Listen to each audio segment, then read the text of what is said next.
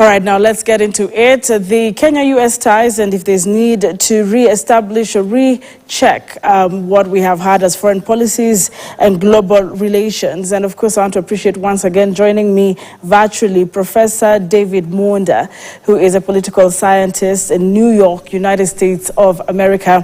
Before I then hear again from Onchari Oyeyo, who is also with us in studio, he's an international relations analyst. And it's so good to have you, Professor. Good evening. I'm presuming this is correct at this time. What time is it? And what is the atmosphere right now in the United States, just to begin? Welcome aboard. Yeah, thank you so much. It's actually afternoon here. And it's very cold. As you can imagine, Donald Trump's inauguration was put indoors because of the level of coldness, in Washington, D.C. It's a similar cold wave we have here in New York. And I think the mood of the country is moving on. New York, for example, Washington, D.C., these are not heavily Republican areas. But generally, the country is moving ahead. The politics is finished. And I think everyone is really looking to support the president to ensure that the country will be successful. Having said that, support for the president doesn't mean agreeing with the president. So I think he'll also feel particular major challenges on domestic policy, specifically on immigration, questions of climate change and reduction of the bureaucracy. But generally, the mood of the country, I think, is calm, and it's a holiday here, so people are going on with their business. The mood is generally calm, and perhaps someone is saying Kenyans ought to learn from moving on kind of attitude. But listening to his opening remarks in his inaugural address, President Donald Trump said the golden age of America begins right now. In fact, if I quote him directly, he said, from this day forward, our country will flourish and be respected again all over the world. And I continue to quote, we will be the envy of every nation, and we will not allow ourselves to be taken advantage of any longer. I do not seek any further or deeper interpretation, but I'd love to understand your thoughts on these opening remarks, owing to the fact that he also appreciated the black community in his speech, saying, well, that was tremendous support and love that you have shown him this far. Professor. Yes, so I think historically I would really liken Biden taking over from Trump to Ronald Reagan taking over from Jimmy Carter. Trump's main campaign theme, Make America Great Again, is not from Trump himself. This was actually taken from Ronald Reagan. And I think both eras are very similar. When Reagan took over from Jimmy Carter, the country was very much divided, but very much humiliated with the problems in the Middle East, and Carter seemed to be a very weak president. Carter, like Joe Biden, was a one-term president, and the country wanted to feel, the U.S. wanted to feel proud about itself and feel great again, feel that its role in the world was still strong. And I think that image of a transition from Carter into Reagan is very similar to that of what we see from Biden into Trump. Biden is a one-term president, very much like Jimmy Carter was. Biden seemed old, tired. He couldn't even campaign for the second term because of his age and his unpopularity. But I think what Trump really tried to do today is to re-energize the American spirit, to really emphasize this idea of make America great again. He wants to change the name of the Gulf of Mexico to the Gulf of America. As you remember, he wanted to make Canada a part of the United States and to buy Greenland. So it's really playing on this image of trying to make Americans proud of their country once more. But I must add that the challenge Trump faces is America is not the only power in the world. And there is a challenge and a temptation for the White House to want to overextend its power and influence. And there are limits to American power and influence. And I fear that sometimes the Trump administration might overstep and overestimate its power. because there are other centers of power around the world, be that China, Russia, the BRICS, and the emerging global south. And I think this is something that the Trump administration should be careful about, that America should not try and remake the world in the image of the United States. There are limits to American power, and the US should also focus on a lot of the problems we have in the United States. Thank you very much, Prof, for the opening, remarks. I want to come back to you shortly. Allow me to engage Onchari Oyeyo. And earlier on, when you just joined us, you said that America is quite a superpower. In fact, you're on record saying it is one of those superpowers that has stood the test of time. Yes. But you've heard what Professor is saying. It might overstretch. And America should not overstep or come out in a way that, act like it's the only power. I'm not sure that is in line with your earlier sentiments. No, it's very much, what I'd like us to remember is Trump is fond of just talking. And actually, during the first time when he came in as president, he was promising so much. Now, the American administration or administration infrastructure is very different from what we have, what we have in Kenya here, or in China or Russia, where the president is almighty. Whatever he says becomes law. In the United States, governance is done by congressional committees. If something is not acquiesced or accepted by Congress and the Senate, it does not get to be done. So the president can promise so much. He can do so much. For example, he talked about wanting, for example, to rename the Gulf of Mexico into something else, which is very, very trivial, very small. Changing a name doesn't mean much. So he can talk so much. He's basically pandering into the right, the Republicans. But it doesn't add much, and they know the limits of presidential power. There's only so much he can do as president. He knows it. He plays politics.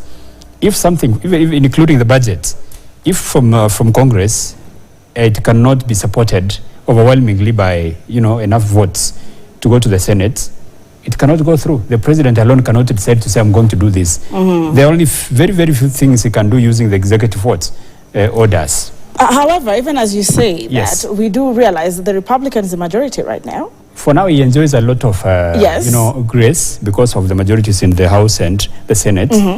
That means, and of course, we have very sober leaders both in the Senate and the House. So there are going to be checks and balances as far as what he decided, so he feels like he should do, is concerned. And we have to distinguish between Trump, the president, and the showman, who sometimes behaves like he's, leading the apprentice, which he used to run, of course, as a middle-aged man. So he talks things he knows he cannot implement.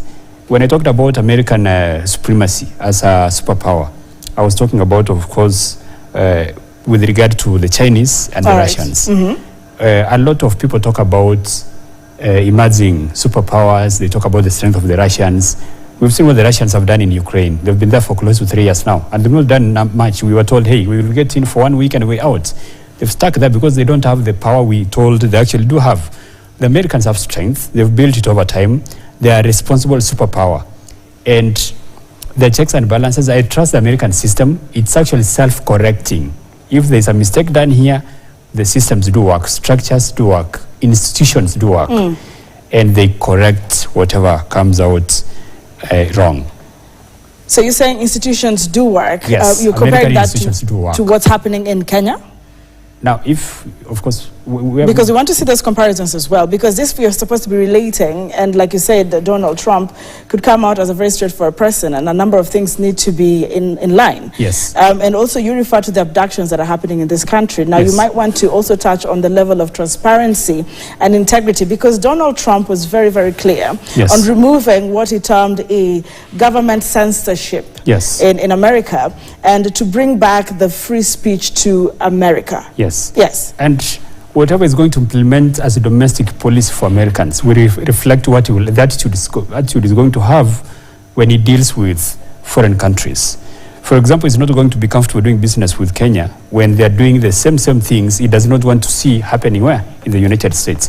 And as opposed to Joe, who was a bit laid back and could buy a lot of what I'd call rubbish, Trump will not accept that. And that is why I said it's going to be very, very critical for Kenya, the Kenyan president, to actually reconfigure his style of leadership. And this business of telling people, I don't know who's abducting who, you cannot say that. We have a government. The other day I saw Kimani Ichung'wah making a lot of noise and blaming... Member of Parliament Kikuyu? Yes. He was making a lot of noise from some place in Western about some people who are not known carrying out what abductions. We cannot have a militia abducting people when we have a functional government. So that is the kind of nonsense that has to be stopped if the Americans are going to actually continue doing business with us. There is so much we benefit. They've even promised to do for us an expressway from Mombasa all the way to Nairobi. So all those deals can be actually stopped if what we're seeing here continues. Trump is not Joe, and that is a message I think our president must understand.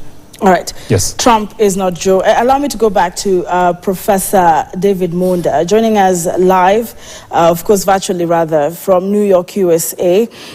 Professor, I just mentioned one of the things that President Donald Trump has spoken on. He's saying he will remove the act that is government censorship and bring back free speech to America. No more prosecuting political opponents. He jokingly said that he knows that quite well. Remember the attempted assassination. How is this coming out, for you, especially you who has or is living in the United States of America, and as far as free speech is concerned, you might give us a comparison to what you're hearing from Kenya, not forgetting that our own government is still trying to get the bottom of the abductions in this country.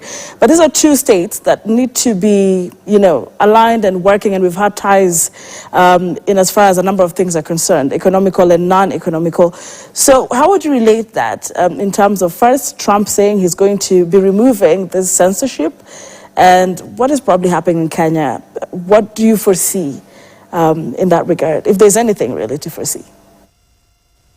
Yeah, I think that the two systems are interesting, what we have in Kenya and what we have in the US, in the fact that even though they're two different contexts, but there are a lot of similarities.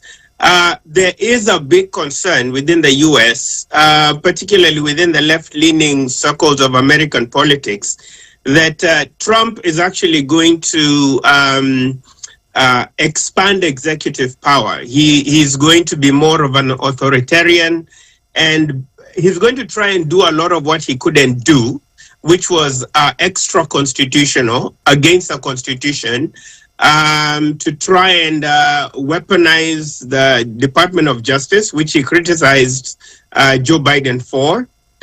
During the campaign, he said he's going to go after his enemies, which is something we also see, in Kenya, with previous administrations, current administrations actually going after opponents and critics from the previous administration. But I think also in terms of the fact that we had what we call in the US here, Trump called it the Project 2025. And this was a very specific program where Trump would stash government bureaucracies, what we call ministries in Kenya, right, with loyalists. And we see that also happening very much even within the Kenya Kwanza administration, where you have a lot of sycophants and cabinet secretaries who are not professionals, but are career politicians and cheerleaders and members of a sycophancy, a huge cabal of sycophancy. So Trump is very much, there's a fear in the country that he's going to do a lot of that. And I'll give you three specific examples. His nominee for the Judiciary Department, which is the Justice Department, Pam Bondi is a January 6th denier. She denied Joe Biden won. She's not clear on whether she would attempt to change the constitution to allow for Trump to go for a third term. You have Kash Patel, who's Trump's nominee to be the director of the Federal Bureau of Investigation, our equivalent of the DCI, in Kenya. Kash Patel is on record that he would clean out the FBI of Americans who are anti-American, which means those who oppose Donald Trump. And we see it very similarly with the way our DCI has been politicized and weaponized, not only from previous administrations, but from the current administration to engage in abductions, to engage in, quieting or elimination of government opponents. And also you have Steve Miller, who's a nominee to be the president's advisor, an individual who, is anti-immigrant. He feels that immigrants are taking jobs away from Americans. And in the previous administration, Steve Miller is on record and attempting to block reports from the government that show that immigrants contribute tremendously to the U.S. government. So even though the two contexts are different, there is a fear in the United States that Trump will expand executive power and limit the freedoms of Americans, very much similar to the context in Kenya, where there's fears that President Ruto and the Kenya Kwanza administration is doing a lot of things that are extra-constitutional, unconstitutional, and actually taking back the democratic gains of the 2010 Constitution. So again, very different context, but very similar situations going on there. Now, I want to hear from Onchari here, but before I hear from him, let me just take it back again to Professor. Professor, are you then saying that we should not take Trump for his word? Because for what he has said and what you are saying are two different things. He's saying he will make America free again.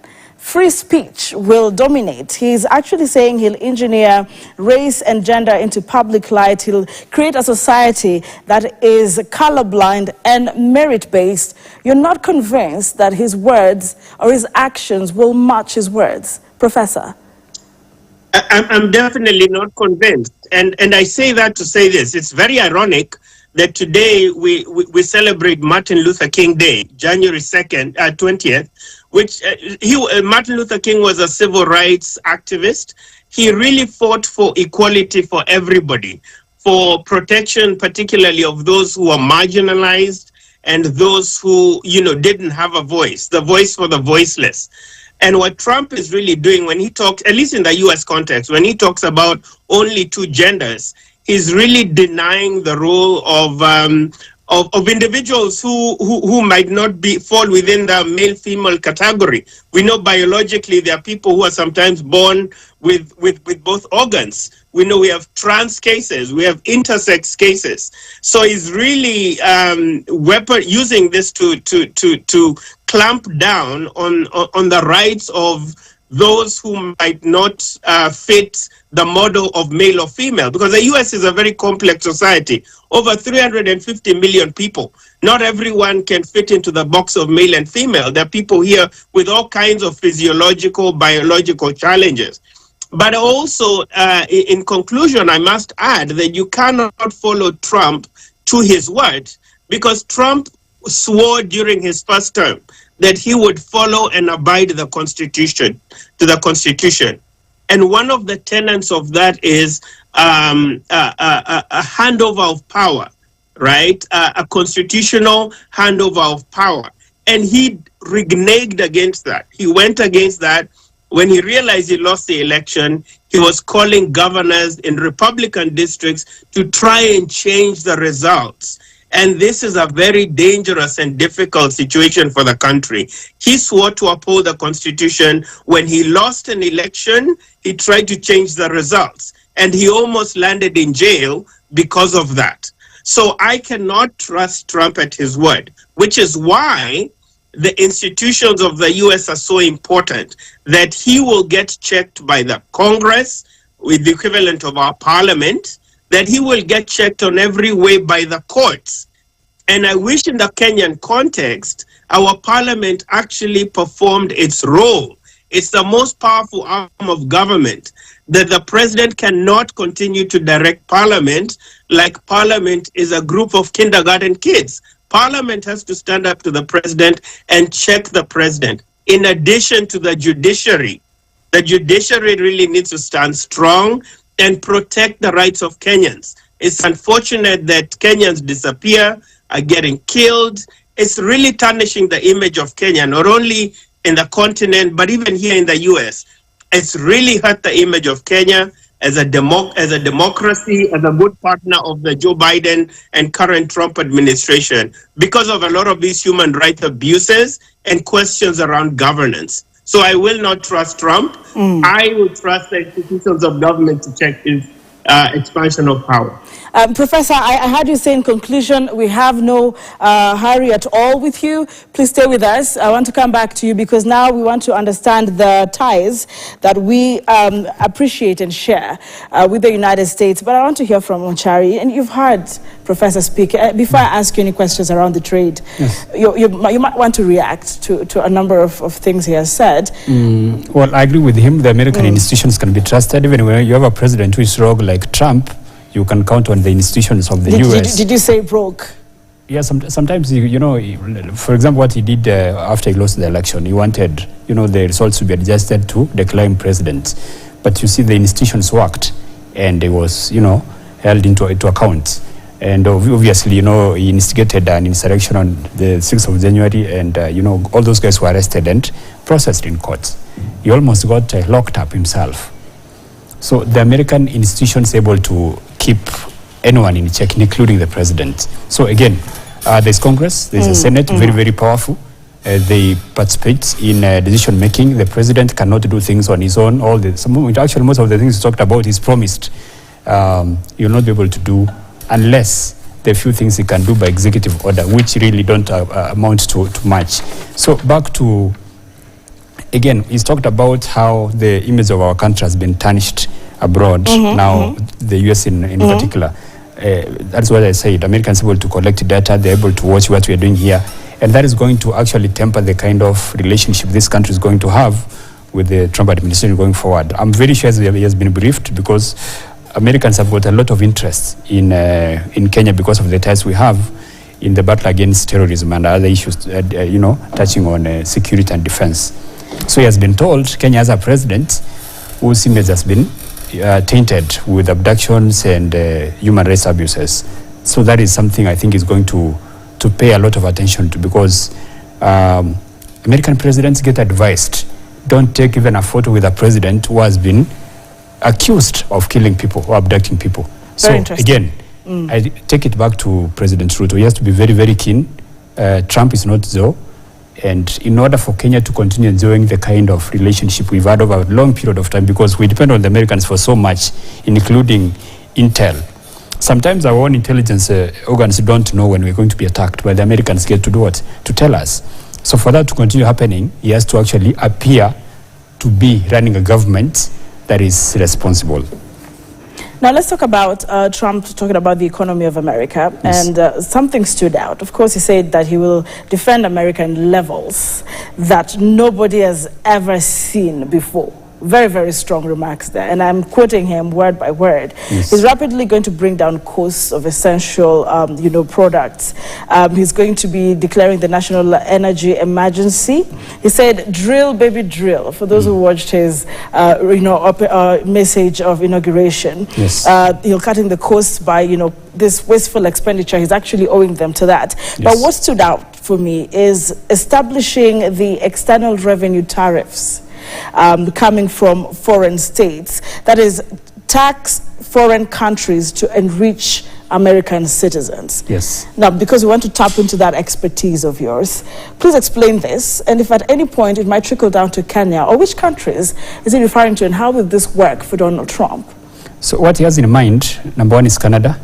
He also has Mexico. We're talking about countries which pump a lot of goods into the United States, and they're not taxed. And he has made it very clear. At some point, he joked that he wants to make Canada the 51st state. And obviously, he was told that that is not going to happen. So he just talks, right? Because that is his personality. But then again, even the tariffs themselves have been, examined by economists, and they've been found to be worthless. They cannot boost the American economy in any way, in any substantial way. But, I think he has to shift. And I think he has shifted from campaign mode to governing mode. Because when you're campaigning, Trump, for some reason, operates like an African politician. He actually even wanted to steal the 2020 election. Is it? Yes, of course he wanted to do that. He lost the election. You said he behaves like an African despot. Okay. So when he's campaigning, he moves away from reality. And I think that is a weakness the leftists, the liberals have not been able to buy into, because when you're campaigning, you need to win an election. Promise as much as you can, so long as people are willing to do what? To listen. Once you've won, now bring your people back to reality and tell them this is what we have, and we must work with what we have. So he was promising so much. Like when he talks, he knows when he talks about taxing the Canadians and Mexicans, Republicans get excited. But when economists sit down and look at the tariffs he's talking about, they find it's just a drop in the ocean. So, but he's going to do that. He's going to, of course, bully the House and the Senate to look for all these places where they can do what? Introduce tariffs to see whether they can raise money for the Americans. But it won't amount to much. And then, of course, he talks about stopping the flow of goods from China, what he calls cheap Chinese stuff. But again, it's again ironical because he was giving out even watches during campaigns going at $100,000 made in China. Most of these things you're saying you can substantiate? Yeah. Because there is one thing written about it. And in fact, even media has been challenged so many times, for talking about what you are saying without really being able to substantiate he was selling Trump watches, 100,000. And you know that they were made... They were made in China. Okay. He was confronted and he accepted, he agreed. Indeed, they were made in China, not even in the US. But then again, he has a point when it comes to what we call the flooding of the American market with Chinese-made, what I call cheap goods. Like it happens here. When you go to China Square, you find everything, including what was being made in Gikomba. Now, our artisans cannot even make a living, okay? All those wheelbarrows that were sold along Jogo Road don't have market because we have cheaper stuff in these China Square outlets. So now, the same problem is in the US. So if they cut off all these cheap stuff flowing in from China, then the American manufacturers, the American producers can find local markets. Of course, there will be an effect because the Chinese stuff is sometimes cheaper. All right. But then in the long term, you promote local manufacturing, and it's always good.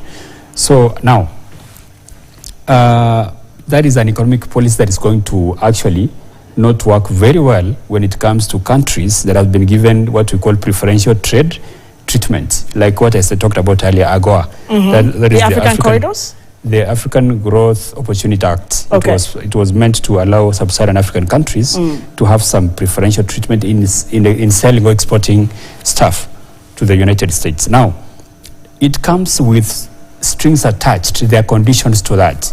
If your country does not respect human rights, you cannot be given that.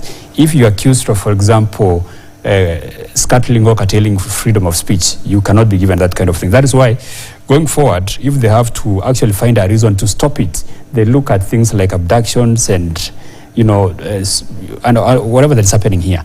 And then Kenya can be struck off from that list of countries which are given preferential treatment, because the Americans can source whatever Kenya supplies from elsewhere.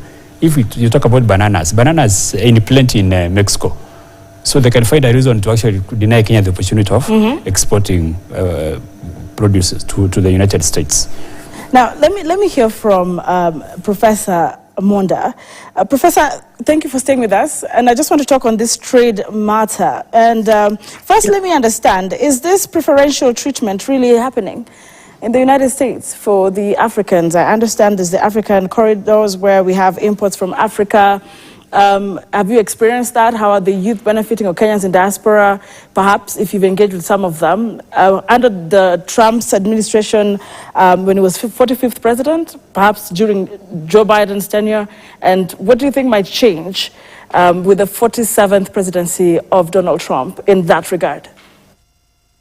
Yeah, maybe before I go into the AGOA question, if I could make a couple of comments on what you said previously.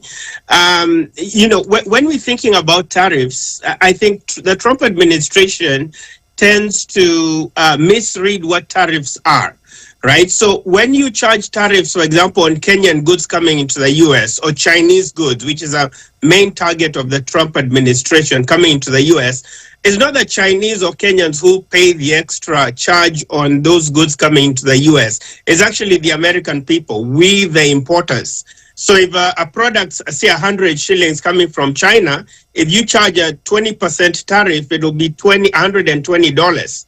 So the extra $20 will not be paid in China. It will be paid by the US consumers. So it's actually an added tax on products coming into the U.S. I think that's one element of tariffs that, that needs to be understood in deeper context. The other worrying thing with Trump, and this goes back to what I mentioned earlier with this triumphalism and chest thumping from his inauguration speech and his administration, is that the Europeans and the Chinese can also hit back with their own tariffs. So if America imposes a 20% tariff on Chinese goods, China will also impose a 20% tariff on Google, on all the US corporations that are making billions in China. The European Union will do the same. And and the African Union could, also do the same. So this is not a one-way traffic. Washington is not the only game in town. And I think that's Trump needs to have an element of humility and and reality when he really thinks about about global trade. Even with Canada, the governor of Ontario in Canada is talking about retaliatory tariffs if Trump pushes Canada too hard with all these extra taxes. So I think in terms of tariffs, that is something I really must add. And to your question about AGOA, it is coming up for reauthorization. And I think one of the major areas that Trump will really be looking at will not just be to open the U.S. market to African goods and services, but number one, he'll be looking to ensure that American products can also penetrate the African market. And this again is where I wish our parliament and our national debate in Kenya could move away from constant debate around 2027 to actually dealing with policy issues. For example, what strategy do we have when Trump decides to impose tariffs on Kenya because we are not allowing all the mitumba from United States, which is killing our cotton farmers? Because Kikomi, Rivertex, all our clothes industries destroyed because they can't compete with all the cheap second-hand products coming from the U.S. What are we going to do when we have cheap sugar, sugarcane and sugar products coming from the U.S.? Trump will demand that to access the Kenyan market when recently, just today, the president was in Mumias trying to revive Mumias. I think we tend in Kenya to focus on completely the wrong debates and the wrong issues, and we don't really focus on policy. So I think that's one big element in terms of tariff and trade policy that I really think Kenya should start reconsidering. How do we expand AGOA? Because the U.S. market's incredibly big, and Kenya, on the positive side, is one of the few African countries that actually has, an integration strategy, a utilization strategy for its AGOA policy. Very specific issues in terms of how will Kenya export to the U.S. market. Kenya should be thinking to double, triple, quadruple its quota in terms of AGOA. This is how countries like Japan, South Korea, Singapore were able to industrialize because they had incredible access to the US market. So I really think these are elements we really need to think about. But lastly, I must add that if Trump attempts broad-based tariffs on China, for example, China will retaliate because this relationship is symbiotic. The United States benefits incredibly by cheap products from China, and the U.S. benefits because the Chinese balance the dollar because because of their reserves, they're able to keep the dollar value high. On the same hand, China benefits incredibly because of access to the U.S. market, its production and low levels of unemployment, which reduce social unrest in China. If there's a trade war between China and U.S., it's going to affect the global market. It's going to affect Africa. It's going to affect Kenya. And I think those are some dynamics in terms of trade that we really need to look at. We are in a global village. If Beijing and Washington are fighting, it's going to affect Nairobi. And Kenya really needs to think more broadly about how do we increase and expand access to the U.S. market. And how do we really start to have these debates, which I don't really think is going on currently in our current discourse. Very intriguing. Speaking of which, how far are you in the United States with TikTok, bearing in mind the stand of Donald Trump on that same, social media platform? Banning, not banning, do you think Trump is going to call it back right from his inauguration? What do you think of the TikTok? Yeah, I think he's going to find a way to unban TikTok for several reasons. He's a business person. And as I'd mentioned, our former governor here in New York, Mario Cuomo, said, you campaign in poetry, but you govern in prose, right? So you can have all this high flowery language in your campaigns, but you really have to, embrace the realities of what it means when you're actually governing. So I think in terms of TikTok, he'll find a way, and probably they have backdoor diplomatic conversations with President Xi about how do we, how does TikTok get American ownership? And how do you manage this very delicate thing around TikTok? Because remember, TikTok was not so much about First Amendment or freedom of expression questions. It was more about U.S. concerns with China accessing the private information of American citizens and using that in very unconstitutional ways. So I think that's something we also need to understand. But also, in regard to your same question on TikTok, again, I go back to my earlier question. There are limits to the expansion of American power. Washington is not the only game in town. If America forces China to sell TikTok to an American company, China can also retaliate by forcing U.S. companies to either sell shares to Chinese companies or to sell to Chinese companies. In other words, there could be retaliation. And the same with other major players in terms of trade. So this TikTok question, again, it's not a civil liberties question. It's more a question about privacy rights for American, American private information. But I think how it's handled by Trump will be very important. He's a business person. He'll not want to see government intruding in the space of private business. And I think they have to find a way to ensure that TikTok stays in the U.S. Because millions of Americans depend on TikTok for revenue, for their livelihood. And if TikTok is banned in the US, as it is right now, that will affect Kenya because, it's a spillover effect. It's a global community. When we don't have that content creation on TikTok in the US, you don't have Kenyan content creators being able to link to TikTok from the US to actually increase their revenue, the aggregation of their revenue, particularly from the US where they get more money because it's a US market. So I'll come back to Prof just very briefly for his closing remarks. I want to hear from Onchari because Onchari, there are other concerns about the climate change that President William Ruto has really focused on. And now with Trump's, presidency, I don't know what you'd say about that because it's really been big for President William Ruto.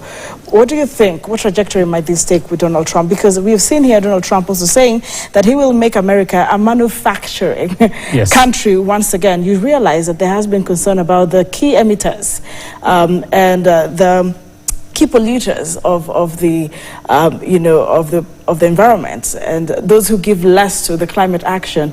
We're seeing that it is pretty much America as part of the key. But he's saying he'll make America a manufacturing country again. What happens to climate change for Kenya? I'd like you to remember that when he was president, the Americans were pulled out of the Paris agreements. And I don't expect him to pay much attention. In fact, President William has to be ready to be on his own when it comes to climate change. On his own? Yes, and I'm sure you heard the newly inaugurated president talk about drilling. Oh, yes. He has opened America for what? Drilling of American oil. So what's going to happen? He's going to pay very limited attention to climate issues. He's going to push American manufacturers to produce as much as possible. And I think I'd say all these warriors, these climate warriors, as of now, are on their own. And that is rather unfortunate because it's only when a democratic president is in office when climate change is given preeminence. That is when it's given attention. So our president has to work very hard and look for new partners as far as climate change is concerned. And of course, there are so many of them out there, the French, the Britons, and other Western European countries will be willing to work with him. But the Americans, for now, they've signed out with Trump's comeback as president. Speaking of, they have signed out and talking about, because there's also a concern of where Kenya will be standing in the next few years. Are we more inclined to the east or to the west? You've had Professor give a very interesting comparisons on what would happen between the US and China. Yes. If anything is to go by, as far as manufacturing and product and produce and all that is concerned, and the market. When it comes to aid, you do realize that during Uhuru's tenure, we seem to have moved even more to the east. To the east, and now with President William Ruto to the west, slightly more. What do you think is happening, and what would it look like in the next few years with Trump in as power? president? What happens when you have a country like ours, which is not a superpower? You're not very gifted. We're not endowed when it comes to the economy. What happens is you cannot afford to lean strongly towards one side. In IR we call it selective engagement. You lean towards where you have interest at a particular point. That is something that was done very well by President Kibaki. When the times called for him to lean west, he did that. When it was leaning east, he did that. When it came to major capital projects like the Thika superhighway, he leaned east because, of course, he was told, hey, this will be done very quickly, and indeed it was done very quickly. When it came to leaning west, especially when it came to our security, he leaned west, he worked with the Americans. So that is what we call selective engagement. And of course, there's an element of cooperative security, working with the Americans. We support them in some way, they also support us. And Uhuru did it very well, he initiated so many projects as well, and they were funded by the Chinese. And of course, at some point, on the line of security again, he kept it Western, he kept it American. So a president cannot afford to lean towards one side strongly, and that is another mistake that was done by our President William. When he came to office, he leaned strongly to the West, to the detriment of our economic situation. And but he actually made visits to is it the East quite recently? Recently, yes. That is after I think he was misled by the ambassador of the US at that time, Meg. She was heavy-handed. She dragged him actually to the West strongly. So after she's left, that is when he's gotten to learn that he cannot afford to lean towards one side strongly. So that is okay. I think he's adjusting his moves, and it's okay. You cannot afford a country like Kenya. We need both the East and the West. All right. Yeah. So the idea of being on one side is the luxury of superpowers, not a beggar nation like Kenya. Be very careful. Calling Kenya a beggar nation, I do not know how many Kenyans would agree with that, because as far as we're concerned, Kenya is a developing country. You need to look at the number of loans. But the beggar aspect, I want to hear from Munda, because I want to close this conversation. Okay. Professor Munda, in just about a minute, political scientist joining us from the United States of America, talking about, you've had Onchari here refer to Kenya as a beggar, state, and that it's very, very, tricky for us to lean towards east or west entirely for aid. Your closing remarks, perhaps in as far as that leaning towards either would be concerned. Do we have a chance to walk this journey with the United States? Yeah, I wouldn't agree Kenya is a bigger nation. We're a developing nation, but remember, global South countries, developing countries have agency, right? The idea is sometimes you lean east, sometimes you lean west, sometimes you stay in the middle. As Kenya is now trying to gravitate with the United Arab Emirates to think about how do you expand the SDR. But I think ultimately, when you're thinking about questions of climate change, the Nairobi Declaration, which President Ruto, aggressively pushed, I don't think questions of climate change will be a big priority, unfortunately, for the Trump administration. But as we said, Kenya is not a beggar nation. There are alternatives. Kenya can work with other global South countries. Kenya can work with the EU.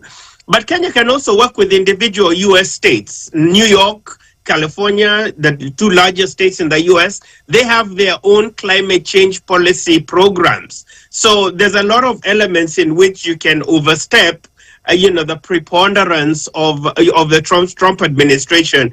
But I think in conclusion, what I would say is, as Trump wants to make America great again, but he needs to do that in partnership, in a multilateral framework. Washington is not the only game in town. Immigrants. A lot of Kenyans made their way there through green card. A number of Africans from different countries or, Asians would be talking about, I'm waiting to perhaps get my citizenship through marriage, etc. Just in 30 seconds, what do you think that would be? We'll have you for that conversation again, but the immigrants issue and deporting who is illegally there is concerned. Yeah, I mean, it's impossible to deport, over 15 million undocumented immigrants. Almost 40% of the Kenyans in the U.S. don't have papers. Some of my own relatives don't have papers. They've not been to Kenya in many years. But I think the Trump administration needs to be humane and realistic about this. Because if you deport 15 million people, that's a huge hole in the economy. There's human rights questions. There's a lot of children born of these immigrants in the U.S. who have not committed a crime, but you'll really be penalizing them. Plus, he'll face a lot of constitutional, legal, and international law questions. How do you deport someone to Somalia if Somalia doesn't want to take that person back, or to Saudi Arabia? So I think by and large, in terms of immigration, Trump really needs to go hard on those people who've committed murders, committed big crimes. Those people should be kicked out of the country with due process. But I think we also have to do it with a human heart, particularly the fact that you'll be separating children from their parents. And a lot of people came to the U.S. fleeing abductions, fleeing killing, fleeing assassination. And America needs to remain a haven for the helpless and those who are seeking refuge. That's one of the tenets of the foundation of this republic. Thank you so much. Thank you so much. That is Professor David Munda, political scientist from New York, United States of America. Thank you for creating time to be here. We'll have you again, Professor. Now, let me close this with Onchari Oyeyo, who is an international relations analyst. Your closing remarks to this matter. I don't know which one you'll pick, but in just 30 seconds, sir. Thank you so much. Number one, I wish Trump a good run. He's a good president. I'm glad he was able to teach the Democrats a lesson. They don't know how to campaign. They don't know how to win. And on the issue of immigration, African countries need to stop their people from going to the United States. Africa is very, very blessed. We have resources here. Instead of young men running to the US to do funny jobs, they need to be here, fight for democracy, make sure your governments are working, and be here. That is why I support Republicans and Trump in the plan to actually do what? Deport these guys. They need to be taken back home. If you don't have papers, go back home. I want you to imagine someone running away from DRC full of gold to a place like the US where you go and work as a sweeper or cleaner. It's unfortunate. They need to go back home and develop their own countries. All right. Actually, guys on the right. As we close, yes. Yes, guys on the right understand what poor countries need to develop. They don't need to send people to the US. They need to send those guys back and support them from their homes. And then lastly, our president needs to know there's a new sheriff in town in Washington. It's not Joe. All right. Yes. So you're saying once again, for those who are back in diaspora without papers and you're being... Come back home. Come back home. That is according to Onchari Oyeyo. But from me and the team behind these cameras, we wish you all the best. Let's keep this conversation going. What stood out for me is that the 47th president, who was also the 45th president of the United States of America, today acknowledged Martin Luther King Day. He honored Martin Luther King and said he will strive to make his dream come true, and he got a standing ovation for that. Nice. All right. My name is Anki Dorisambat. Meresha Owiti has been on sign language. Thank you. And thank you. Have a good night. Stay woke. Let's keep our eyes open.